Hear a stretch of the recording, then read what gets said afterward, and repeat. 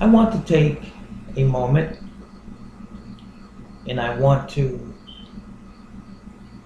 speak about something that I believe to be one of the worst catastrophes in American history.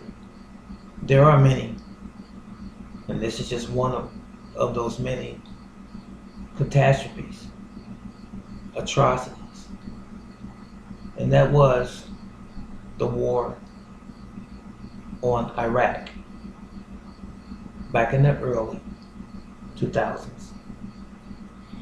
This was when 9/11 had occurred, and they say the individual or the mastermind behind 9/11 was Osama bin Laden. But it's funny that uh, when you look in history, you would find out that the CIA had even trained uh, bin Laden. And you would also find out that his family was big into oil, and so were the Bushes. But I'm not focusing on bin Laden.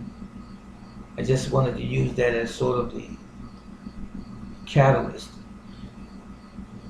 to get to the point that I want to make. Um, During that same period of time, the Bush administration switched gears during that time to a man who was a dictator, known as a dictator, Saddam Hussein in Iraq, who was the leader of Iraq. And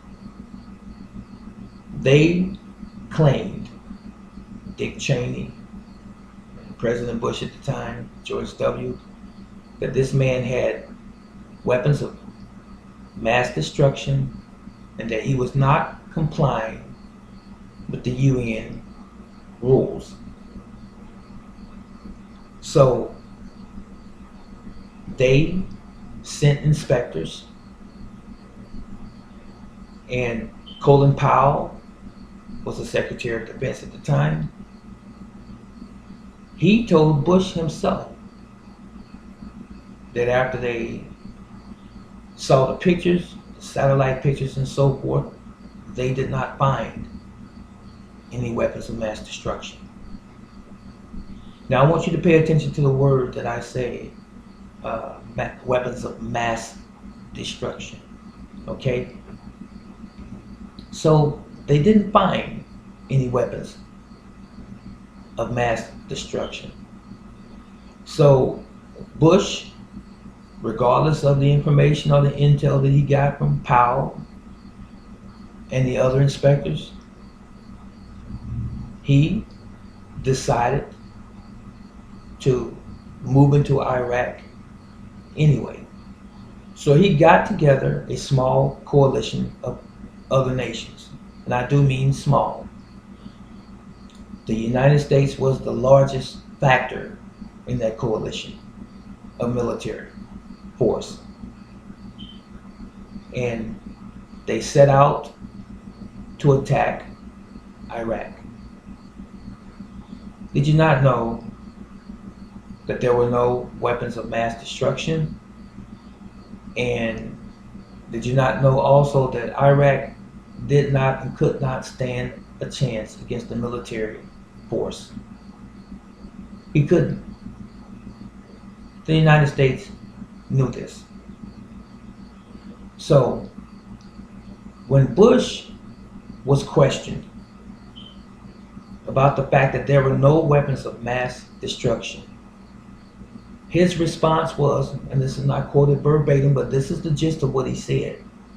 Well, he's a dictator, and he has been killing innocent men, women, and children.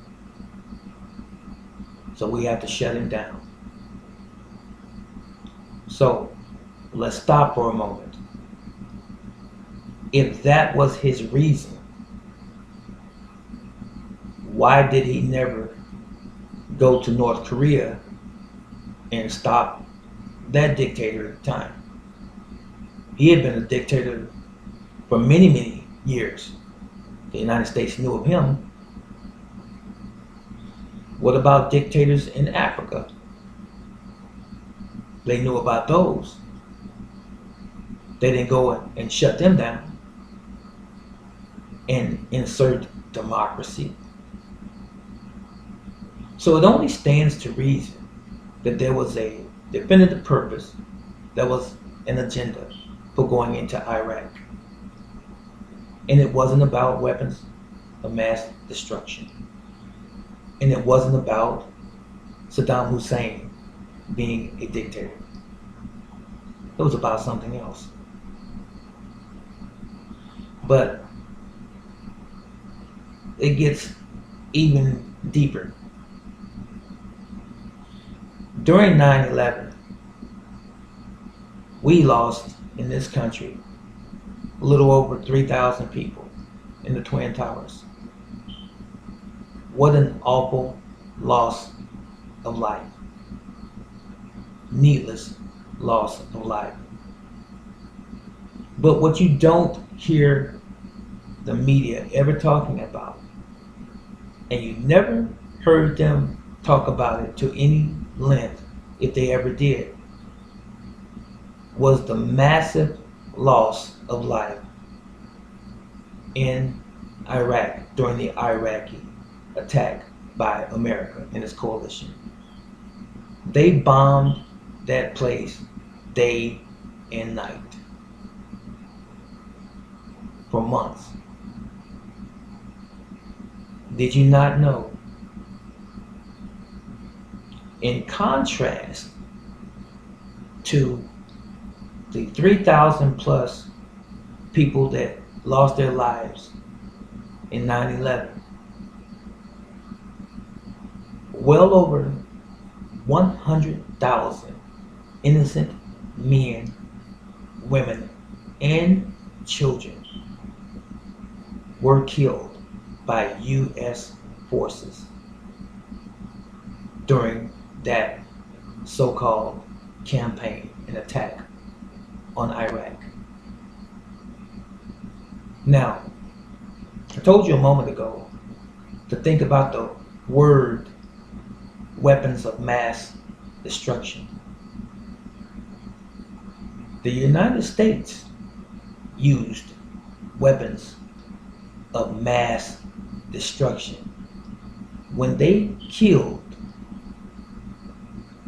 over 100,000 innocent men, women, and little children with their weapons of mass destruction. How in the world could you sleep at night knowing that this blood is on your hands, President Bush? It is a sad state of affairs. You see, you don't hear people really talking about it anymore.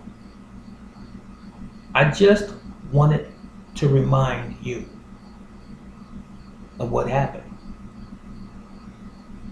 Now, does this make me not a patriot? Not at all. I am a patriot of this country. I'm prior military. I'm a veteran of the United States Army, and I'm proud to have been. But I have common sense too. I have enough wisdom and enough understanding or comprehension to know when something is not right. All life is precious. The over 3,000 lives during the 9/11 attack, those people were precious. But not any more important than the over 100,000 people in Iraq, men, women, and children. Everyone's life is important. So, what am I saying? I'm just really trying to get you to think. things are not always as they appear. This was Brother Teacher. If you have any comments, I know for many this is a sensitive subject still, but if you have any comments, please be as cordial and as considerate and respectful as I have been in giving this statement or doing this video. I would appreciate it. I would. And let me know what your feelings are concerning the information that I just laid out for you. And all of this stuff is in public domain. It's public knowledge. It's nothing new. It's not something that you can't look up. I just don't want to put any links anywhere. I just want you to do your own due diligence and you find it out for yourselves. But it's true. This is Brother Teacher. You guys take care. Stay blessed.